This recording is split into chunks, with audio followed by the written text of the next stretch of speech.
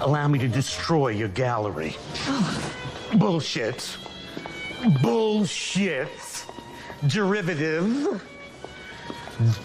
That I love. I absolutely love.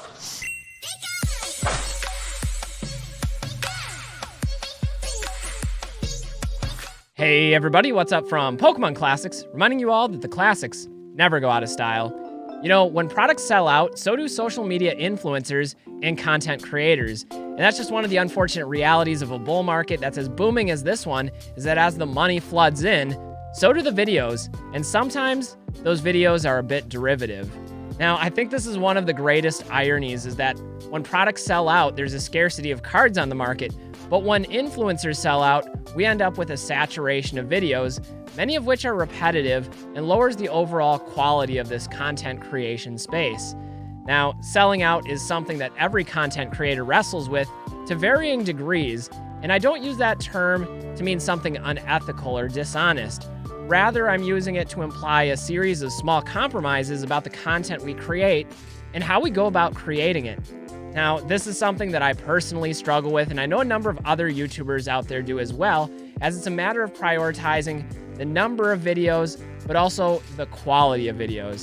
So that's what I wanted to talk about today. So let's start with this. I think it's probably safe to say that derivative content is a problem on YouTube in general, but I think it's especially prevalent in a niche market like this one, and especially during a bull market run when there's money to be made. It incentivizes conformity of content creation, and there are literally hundreds of videos made about the same topics, roughly the same timeline, covering those topics in roughly the same way.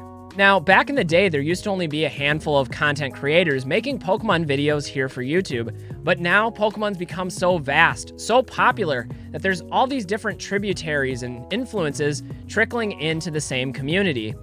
I think about 90% of the content on this space probably falls into one of several established genres, like pack opening videos, investment advice videos, rambling rant videos, which are kind of fun by the way, and product news videos. And there's nothing inherently wrong with any of these genres of videos, but the problem comes when they become so formulaic and so redundant that every video has hundreds of clones of itself. Each of these genres follow its own rules, its own formulaic process. For example, pack opening videos often involve a first-person perspective of packs being opened, with some audio commentary sprinkled on, perhaps a face cam, and occasional screaming and shouting when chase cards are eventually pulled. You have investment advice videos where there's pictures of graphs, data sets, and charts on screen, with one of two different mantras being reinforced, whether it's the older, rare, mint, or better mantra that's generally seen with the vintage market, or the buy and hold sealed products mantra that's really more prevalent with modern collectors. We even have news videos that follow the model of having a news article on screen as a rambling voiceover narrates a PokeBeach article with occasional commentary. To be 100% clear, I enjoy each of these types of videos and make these types of videos here on my own channel, but I do feel that part of the fun of it is figuring out how to make these videos in a unique way. There are some amazing content creators who gather extensive research and present it in unconventional ways, or others who strive for elaborate production quality with immersive B-roll footage and editing, and even some who incorporate their personal interests, stories, and hobbies to keep their videos fresh. I guess this video is actually a thank you video to all those creators who inspire me to put in the work to make quality content, but also a warning to all of us, myself included, to resist the temptation and the pressure to give in to derivative content, even though it might perform better here on the platform. Because the truth is, in a bull market such as this one, YouTube incentivizes upload frequency over upload quality. It's much easier to grow a channel when pursuing popular trends that are pushed by the YouTube algorithm. It's also easier to get views and earn ad revenue when you're parroting information back and riding the wave of popularity. But I also think there's a second issue at play here. These types of videos inhibit originality. The YouTube algorithm knows exactly what to do with generic videos because it has others cataloged for reference. But when a creative or original idea is made, it's often harder to find traction or even a targeted audience for that content. Similarly, doing extensive research for a video is going to take longer to plan and produce. And if you're shooting exciting, interesting B-roll and taking on extensive editing, well, that's just cost prohibitive, when you could be more successful just riding the trends. Again, this is not a value judgment because for some, being an influencer is a serious business, and there can be some serious money involved. Recently, I was watching a PokeNE video. I love his videos, by the way. He does a great job showing a behind-the-scenes look at everything that goes into running a Pokemon business. But anyway, this video was about YouTube earnings coming from pack-breaking content. Now, I think his point was to demonstrate the unsustainability of pack openings and how, generally speaking, there's not enough ad revenue to offset the cost of the actual products themselves. But he also demonstrated just how much money there is to be made through content creation, and it can be a lot. Now, the formula for success here on YouTube is shockingly simple, and I think it could be achieved in one of three ways. You can start by making controversial claims in order to generate clicks. You could weigh in on a debate topic or express a polarized opinion of your own. You can attack or criticize something that's currently popular in order to benefit from what's trending. Of course, you could also stir up moral outrage and turn one segment of the community against another, because outrage translates to engagement. Option 2 is to be provocative with your language in order to drive entertainment. The more direct and absolute you can be with your statements, ignoring any sort of nuance and complexity, the better. Also, it only helps if you can sprinkle in some profanity for the younger viewers, because if the content is a bit more spicy, it'll also be more palatable to the masses. Finally, you can seek to provide value for the viewer. This is the one I find myself most drawn toward. Now, value can come emotionally or educationally. Emotionally, you can turn your video into a therapy session, empathizing with the audience and validating viewers' concerns and grievances here within the hobby. Educationally, you can provide your audience with useful knowledge and skills and information that will be both relevant and helpful to them.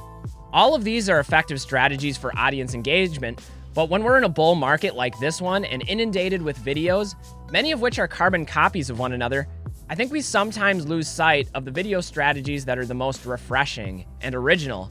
It's all about finding a balance between a polished video and a published video. And sometimes these two are synonymous with one another, but often they're diametrically opposed.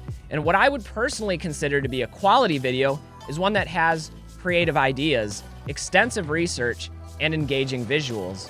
There are so many amazing content creators out there that do one or more of these things in a masterful way, and I wanted to highlight a few of my personal favorites.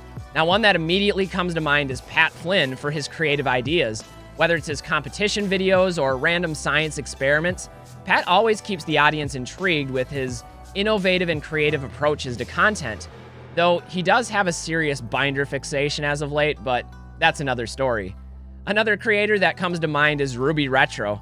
I've never seen extensive research quite like the research that Ruby Retro provides on a regular basis, whether it's deck lists, tournament results, or old footage and photos from the archives. It's really amazing. If you haven't seen these history videos, you gotta go check them out. Another creator that's been on my radar lately is Sleeve No Card Behind. This channel is amazing. For example, there's a video that he recently put out called Rarity Symbols, and everything from the animations to the graphics and engaging B-roll footage, it's just enthralling. It all comes together to form a cohesive whole that I could watch all day long. And this is just a small sampling of content and videos that I find really inspirational to me on a personal level. And as I mentioned earlier, content creation can be a serious business for financial reasons, but also in a less literal way. With great power comes great responsibility. There's a Spider-Man reference for you all. But we have a responsibility to others to guide, to teach, and to support. And I don't think that content creation should reinforce one-sided parasocial relationships, but instead promote symbiotic relationships of mutual benefit. There are so many out there who do this well, and really too many to highlight in this video alone. But I also think there's a responsibility to oneself here, to avoid compromising our values and artistic visions when producing the type of content that we all love and enjoy.